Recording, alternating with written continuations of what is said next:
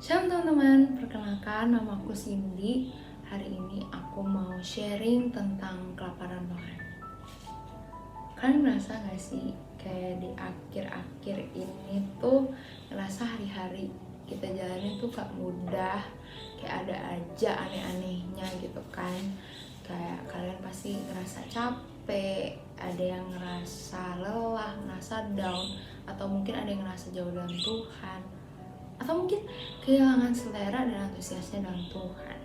Mari kita baca yuk di dalam 2 Tawarik 7 ayat 14. Dan umatku yang atasnya namaku disebut merendahkan diri, berdoa dan mencari wajahku, lalu berbalik dari jalan-jalan jahat, maka aku akan mendengar dari surga dan mengampuni dosa mereka serta memulihkan negeri mereka. Bahwa di sini Tuhan berfirman bahwa bakal mengampuni dan memulihkan kita jika kita mau balik lagi sama Tuhan. Di saat kita mau berdoa, di saat kita mau merendahkan diri, di saat kita mau balik datang ke hadirat Tuhan, Tuhan tuh bakal memulihkan kita. Tuhan tuh mau memaafkan kita gitu loh. Karena iblis tuh lagi gencar-gencarnya guys, mencuri passion kita dalam Tuhan, antusias kita, biar kita tuh jauh sama Tuhan. Kan jangan sampai guys. Aduh, pokoknya teruslah taat sama Tuhan. Nah, kita buka yuk di dalam Matius 5 ayat 6. Oke.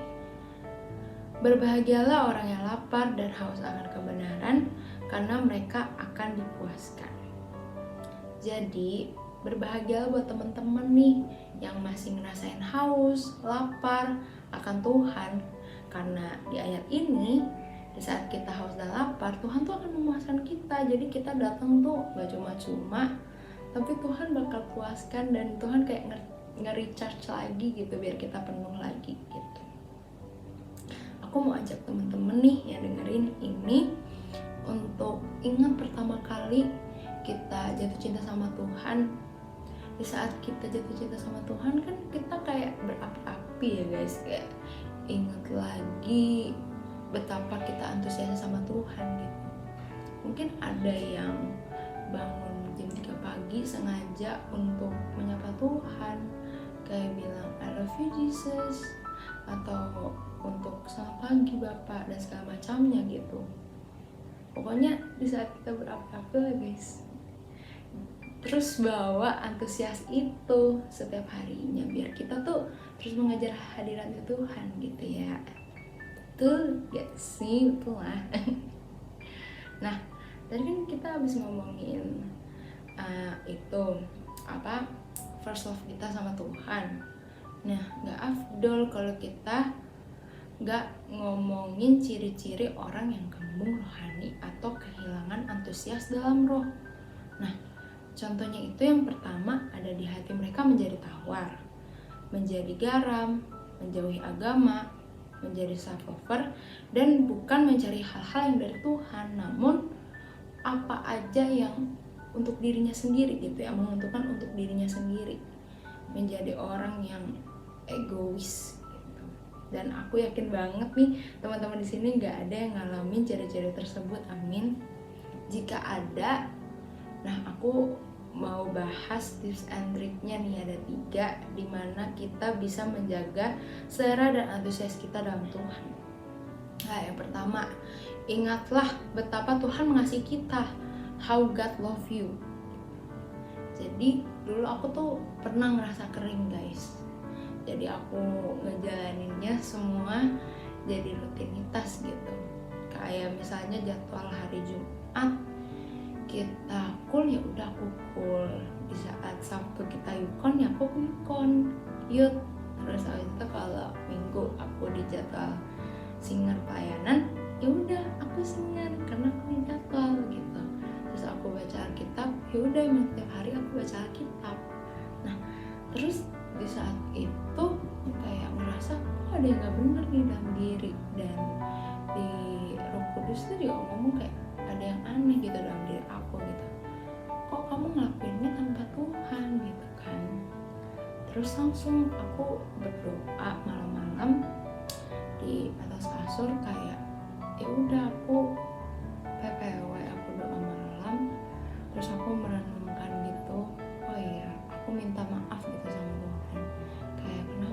kali aku bisa kehilangan selera dan antusias dalam Tuhan gitu. Apalagi tujuannya jadi nggak beres, bukannya mengutamakan Tuhan, malah jadinya karena ya udah emang gue ngelakuin ini kan dijatuh emang keharusan dan segala macamnya, bukan karena bukti gue sayang sama Tuhan gitu kan. Terus di saat gue balik, Tuhan tuh mengampuni gitu, mengampuni gue, dan dia bilang sayang sama gue. Terus rasanya tuh recap yang kayak tuh betapa Tuhan baik sama gue, betapa Tuhan melihara gue, terus dimana gue cinta mati-matian sama Tuhan tuh kayak direkap lagi gitu loh guys. Kayak like, wah kayak kok bisa gue kayak gitu sama Tuhan udah baik banget, kok gue malah ngelakuin yang jahat gitu. Kayak jadinya setengah-setengah, jadinya kayak munafik gitu kan. Terus abis itu udah gue bertobat, gue nangis kejer. Di saat doa itu gue benar-benar minta maaf sama Tuhan, dan gue nggak pengen ngulangin itu lagi.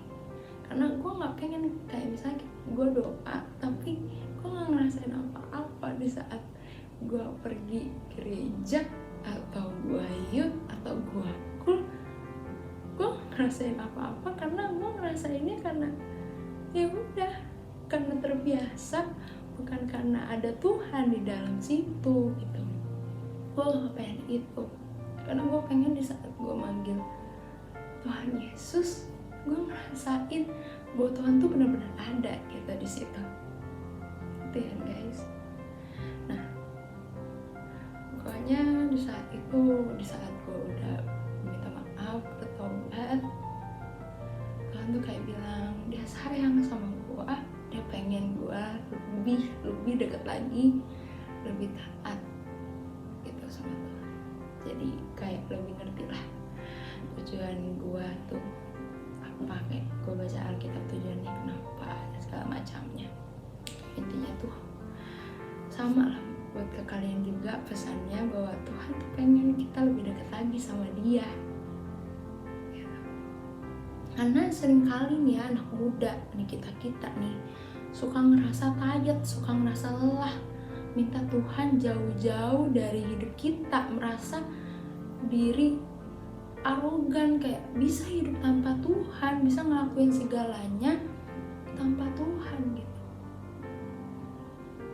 Iya benar, hidup tuh tetap berjalan kalau lu hidup tanpa Tuhan, tapi gak ada kedamaian, gak ada kasih yang lebih besar dari Tuhan Yesus kasih. Ngerti gak sih? Kayak gak ada gitu. Nah, di Yohanes 3 ayat 16 pun begitu besar kasih Allah akan dunia ini. Tuhan tuh menyertai dunia ini sampai-sampai dia mengasih yang terbaik dari surga untuk menyelamatkan kita yang berdosa gitu kan. Terus sampai dia mengutus seorang Musa untuk menyelamatkan bangsa Israel untuk keluar dari perbudakan Mesir. Dia mengutus Yunus untuk menginjil di Tarsis biar banyak yang orang dimenangkan gitu, terus diselamatkan. Nah di sini tuh saking dia sayangnya sama kita dia sampai rela ngutus orang lain biar kita tuh diselamatkan gitu kan. Gak ada gitu kasih yang lebih besar, karena kasih Tuhan tuh agape, kayak gak ada tandingannya gitu kan. Nah mari kita buka di Efesus 3 ayat 18-19. Di sini tertulis, aku berdoa supaya kamu bersama-sama dengan segala orang kudus dapat memahami betapa lebarnya dan panjangnya dan tingginya dan dalamnya kasih Kristus, dan dapat mengenal kasih itu sekalipun ia melampaui segala pengetahuan. Aku berdoa supaya kamu dipenuhi di dalam seluruh kepenuhan Allah. Ini tuh suratnya Paulus, dia berbicara ke jemaat Efesus ya. Nah, jadi buat kalian tuh anak-anak muda yang ngomong suka lelah gitu. Jadi stop ngomong gak bisa cinta sama Tuhan, tapi ucapkan ini, betapa lebarnya dan panjangnya dan tingginya dan dalamnya kasih Kristus gitu. Karena yang bisa memuaskan kita, hati kita tuh cuma Tuhan. Karena yang ada tempat kosong itu yang bisa isi itu cuma Tuhan, gak ada yang lain, dan gak bisa digantikan dengan apapun gitu. Kalau misalnya di dunia ada 5 love language, Tuhan itu the best language because God is love. Karena Tuhan itu love itu sendiri gitu. Jadi gak ada yang bisa gantiin. Jadi jika kamu kehilangan kelaparanmu, ingat betapa besar kasih Tuhan kepada kalian. Dia rela mengorbankan dirinya untuk kita semua. Aku lanjut ke poin yang kedua, yaitu put God first. Kalian tahu junk food gak sih guys? Nah, junk itu diartikan kayak barang-barang rongsokan, dan udah pasti isinya tuh kayak gak ada gizinya kan guys. Tapi junk food itu enak. Kayak kita pasti suka sama junk food kan, kayak McD, AW dan segala macamnya. Aku pun juga suka. Tapi di saat kita makan itu terus menerus, kita bakal apa? Kita bakal mungkin bisa obesitas, kita mungkin bakal sakit, atau mungkin ya pokoknya gak sehat lah untuk tubuh kita gitu, ya kan? Nah, sama kayak hidup kita gitu. Jadi junk food ini tuh diibaratkan kayak hal-hal yang bukan dari Tuhan. Semua yang bukan dari Tuhan, kayak kita main game, nonton film, atau apapun lah pokoknya yang bukan hal-hal yang dari Tuhan gitu. Kalau misalnya diibaratkan kita makan all you can eat nih guys, kan kita nggak mungkin ya makan appetizer-nya gitu. Pasti yang kita cari tuh the main course-nya, karena di saat kita makan appetizer-nya tuh yang kayak makanan yang kecil-kecilnya di samping-samping itu, kayak kita bakal rugi karena kita bayar untuk main course-nya gitu kan. Nah, main course-nya itu apa sih? Main course-nya itu ya kerajaan Allah. Jangan sampai kita kenyang karena hal-hal dunia, tapi ada sesuatu yang kita dapat gitu, dan akhirnya kita lost, kita jatuh gitu. Nah, di Amsal 15 ayat 14 di sini berfirman, hati orang berpengertian mencari pengetahuan, tetapi mulut orang bebal sibuk dengan kebodohan. Siapa sih kebenaran itu? Ya Tuhan Yesus itu sendiri gitu. Gak ada yang lain, cuman Tuhan. Kayak di Matius 3 ayat 15 ya, yang carilah dahulu kerajaan Allah dan kebenarannya. Itu tuh bener banget guys, karena di saat kalian mencari hal-hal lain duluan nih, kayak hal-hal dunia duluan, mungkin itu yang bakal merusak selera lu, itu yang ngehancurin selera lu, karena lu ngutamain dia bukan hal dari Tuhan dulu, malah Netflix dulu, mungkin main game dulu. Jadinya kita membelakangkan yang dari Tuhan, jadinya buat kita udah kenyang duluan, dan kenyangnya tuh bukan dari Tuhan. Makanya itu yang bikin kita jadi kehilangan selera dalam Tuhan gitu, ngerti? Nah, di Yesaya 55 ayat 1-2, ayo hai semua orang yang haus, marilah dan minumlah air. Dan hai orang yang tidak mempunyai uang, marilah terimalah gandum tanpa uang pembeli, dan makanlah juga anggur dan susu tanpa bayaran. Mengapakah kamu belanjakan uang untuk sesuatu yang bukan roti, dan upah jeripayamu untuk sesuatu yang tidak menyenangkan? Dengarkanlah aku, maka kamu akan memakan yang baik dan kamu akan menikmati sajian yang paling lezat. Kita tuh suka banget mencari junk food ya guys, yang tadi aku udah bilang. Itu lezat namun gak sehat, kenyang tanpa gizi. Mungkin benar gitu, kita tuh suka nyari kenyangnya aja, sampai-sampai itu yang rusak selera kita. Jadi mulai sekarang jangan kejar kenyangnya aja, tapi penuhlah dengan firman Tuhan. Mari kita cari kerajaan Allah dahulu ya guys. Kita sama-sama belajar. Aku pun juga sama-sama belajar gitu. Yang terakhir nih, selera ditentukan oleh asosiasi. Mungkin kayak kita tuh kalau di luar kayak ngerasa banyak banget kayak gerah gak sih guys, kayak api-api semua, kayak ngerasa hari-hari aneh gitu. Mari kita segarkan dengan masuk kul, kita masuk komunitas, karena kan kul dingin gitu. Makanya sih kalian pasti udah pada masuk kul kan ya. Kalau yang belum, ayo kita join kul sama-sama, karena kul itu buat bertumbuh.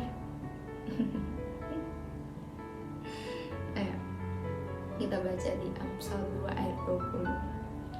Sebab itu tempuhlah jalan orang baik dan peliharalah jalan-jalan orang benar. Kita nih harus di note nih di jalan yang benar. Mari kita di jalan-jalan yang benar gitu yuk. Kayak kita pergi ke asosiasi yang baik gitu untuk tubuh kita, kayak ke kul ini. Karena di kul ini tuh orang-orang percaya semua kan, anak-anak Tuhan semua kan. Nah, di sini nih bisa buat kita bertumbuh, buat kita lebih mengerti lagi sama firman Tuhan.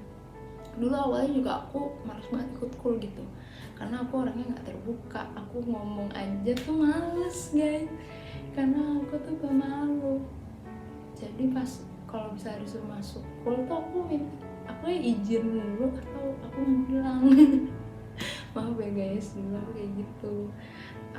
Tapi sekarang tuh udah enggak. Jadi aku seneng banget masuk kul, karena aku kan kerja ya guys, aku selalu ngerasa capek. Tapi di saat aku masuk kul, aku mendengar kasihan teman-teman aku dan aku merasa dikuatkan gitu. Dan kita sama-sama menguatkan lah, kita jadi suka sharing-sharing bareng dan ngerasa nggak sendiri karena ada teman-teman yang lain juga ikutan gitu. Nih ya, kita baca di 1 Korintus 15 ayat 33. Janganlah kamu sesat, pergaulan yang buruk merusakkan kebiasaan yang baik. Jadi kalau misalnya perumpamaannya nih, kita pengen kurus nih, kita pengen diet segala macam, kita bakal pergi ke asosiasi yang kayak gimana? Gak mungkin kan kita pergi ke asosiasi yang kayak tempat-tempat mukbang, kayak malah ada jadwalnya kita makan makanan Korea, hari Seninnya mungkin hari Selasanya makanan Jepang. Itu adanya bukan kurus tapi malah melebar ya guys ya. Bukannya jadi kurus, malah jadinya berisi gitu.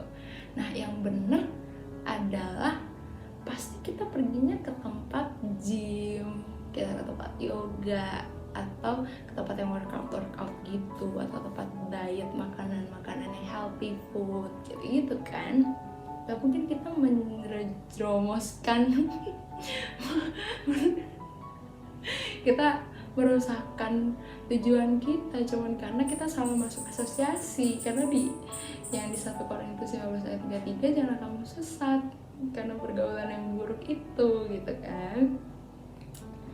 Nah, di Mazmur 1 ayat 1-3, berbahagialah orang yang tidak berjalan menurut nasihat orang fasik, yang tidak berdiri di jalan orang berdosa, dan yang tidak duduk dalam kumpulan pencemooh, tetapi yang kesukaannya ialah Taurat Tuhan, dan yang merenungkan Taurat itu siang dan malam. Ia seperti pohon yang ditanami di tepi aliran air yang menghasilkan buahnya pada musimnya, dan yang tidak layu daunnya, apa saja yang diperbuatnya berhasil. Di sini ditulis kita akan berhasil dan berbuah jika kita berjalan dalam kebenaran, yaitu firman Tuhan. Jadi guys, please banget ya, remind lagi apa yang membuat kita selera kita hilang dari Tuhan. Kita terkadang lupa bahwa betapa besar kasih Allah buat kita, atau kita juga terlalu mencari yang enak-enak sehingga kita melupakan Tuhan. Kita melupakan tujuan utama kita, yaitu mencari Tuhan, mencari kerajaan Allah dan kebenarannya gitu kan. Terus carilah komunitas yang membangun seperti Cool. Di Cool ini kita sama-sama bangun, sama-sama membangun dan menjaga hubungan kita sama Tuhan. Mungkin ada yang belum pernah ngerasain kasih mamanya Tuhan, tapi di saat kita masuk Cool ini, teman-teman kalian yang di Cool ingetin kalian kayak, ayo dong balik lagi, baca Alkitab lagi, jangan lupa berdoa dan segala macamnya. Dan di situ bakal buat kita nggak simpang ke kanan ke kiri, namun kita berjalan lurus bersama Tuhan gitu. Jadi ada patokannya. Ya, aku udah sampaikan poin ini guys, 3 poin ini, dan ini sangat-sangat works di aku. Semoga bisa membantu kalian jika kalian ngerasa lagi down atau kehilangan saya dalam Tuhan. Kalian bisa ngelakuin ketiga hal ini gitu guys. Sekian dari aku. Terima kasih.